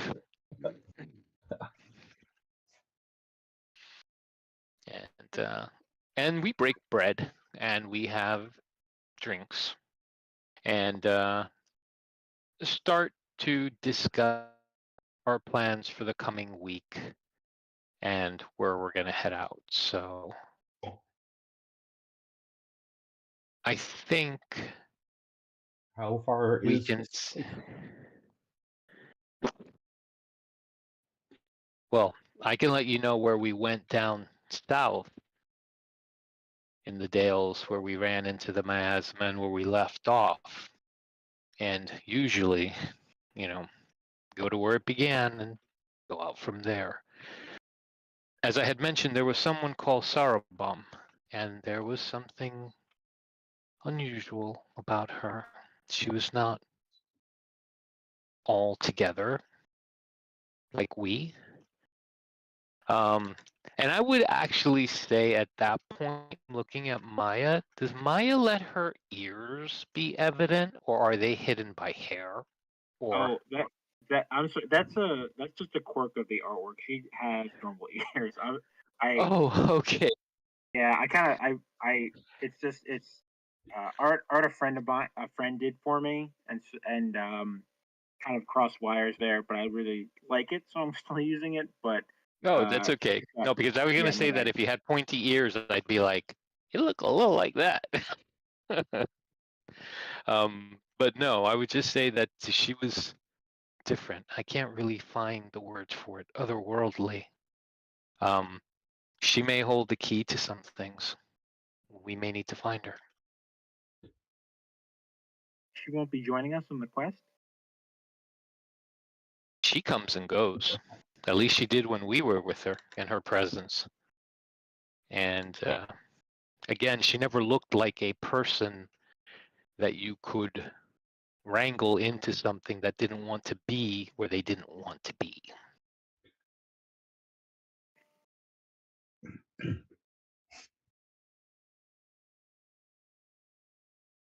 So while you are talking,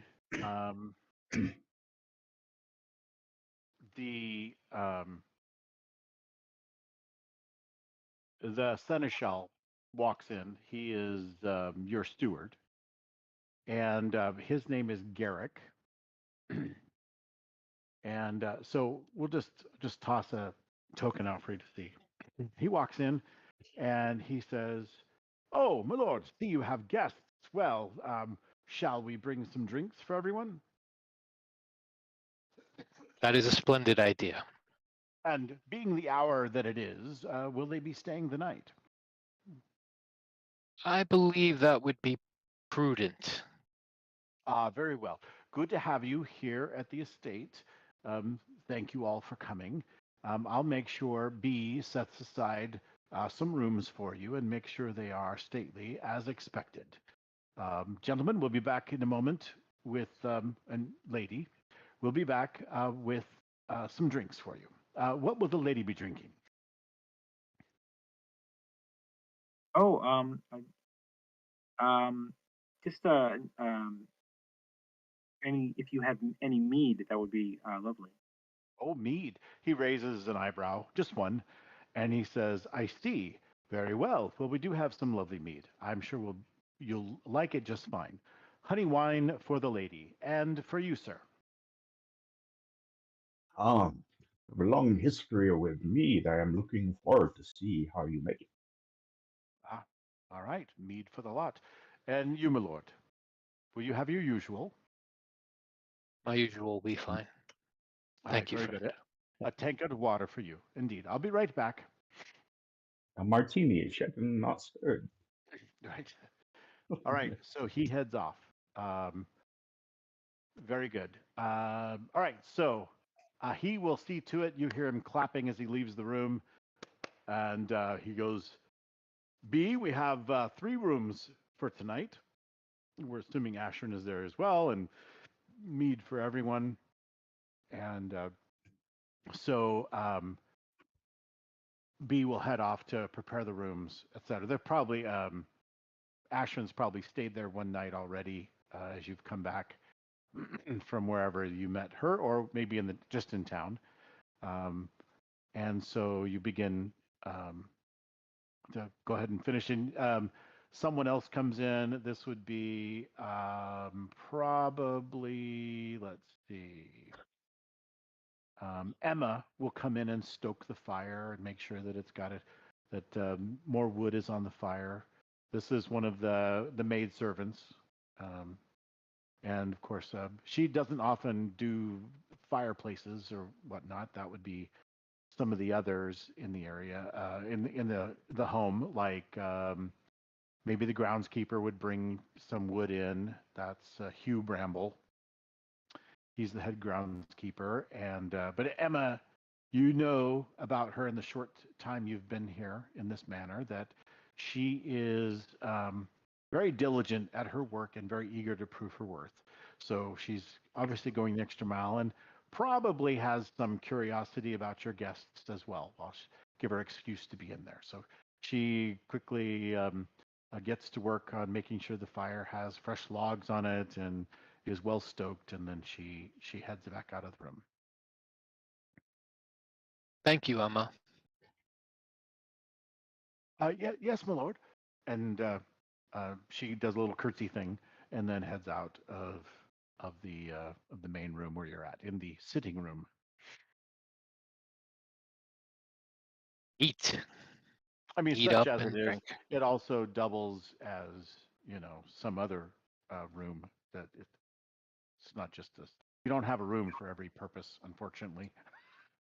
No, It that's is why I on said modern. it is on the smaller side. It was lovingly kept, and it's much more, ostentatious than my cottage, Right. It is still for me a new experience. So you can see that they know that I'm not totally comfortable in my new trappings, but I am trying to do what I think is best. Behave as one would anyway. Which is kind of funny because Maya has not spent much time in like rarefied surroundings, so she's like trying to watch um, Jared for like social cues and like, oh, what's the polite way to do this? So it's probably uh, a little stilted on both sides.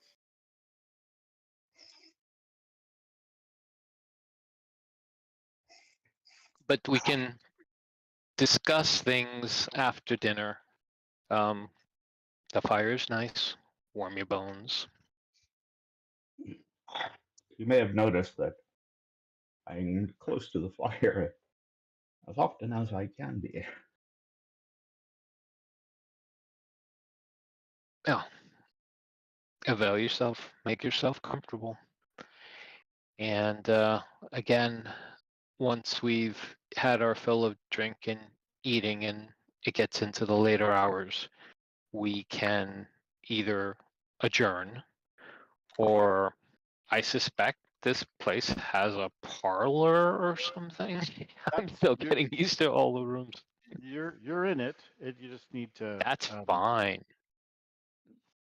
They will come and change the paintings if you like. They're all just pastoral images of the landscape and thorny bushes and whatnot.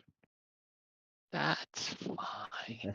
So we can pull out a map of the Dales if they're interested in talking about what some of the prospect for the week would be. If it's an early enough night, or if they want to adjourn because they've just come in on a caravan. I don't know how tired they are.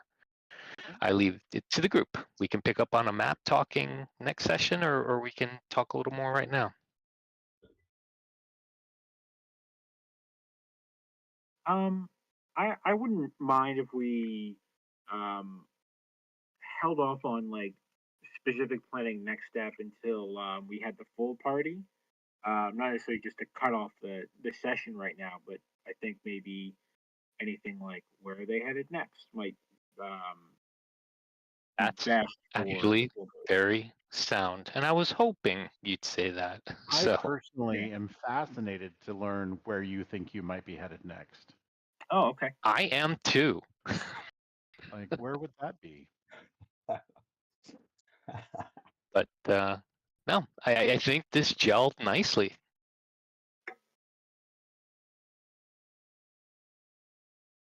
You will notice that So I am a grizzled, salt and pepper haired guy with very worn clothing. And I also keep my face hidden behind a scarf. And when you ask, I say that it is because of a terrible scar I have acquired in my business. well, I can tell you that I've seen more than my fair share of scars. So if you ever feel like you want to just be comfortable in my presence, please feel free to do so. I cannot speak for everyone that way, but in my presence, you are welcome to be yourself. Thank you.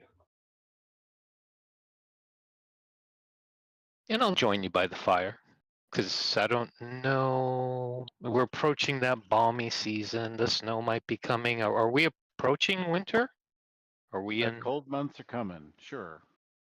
Okay, yeah. So I don't blame him for practically hugging the fire. No, it's enjoy the lull, my friends. I wish it could be this way always, but I suspect we'll have our challenges and our opportunities and our adventures. And I raise a glass and I toast to adventures. To adventures. To adventures. To adventurous. To adventures. Wow. That seems like a very poetic place to end for tonight. You guys want to do anything else, or is that a good place to stop? No, man, that is poignantly good. That is like picture perfect. That is where like the image turns into a pencil drawing of everyone with their goblets raised. Stop. Indeed. Indeed. All right. Very good. Then we will call it there for tonight. Let's go ahead and say goodbye to all of our vast viewing audience, and we'll see you all next week. And I'll go ahead and stop streaming now. Thanks. Have a good night. Thank you.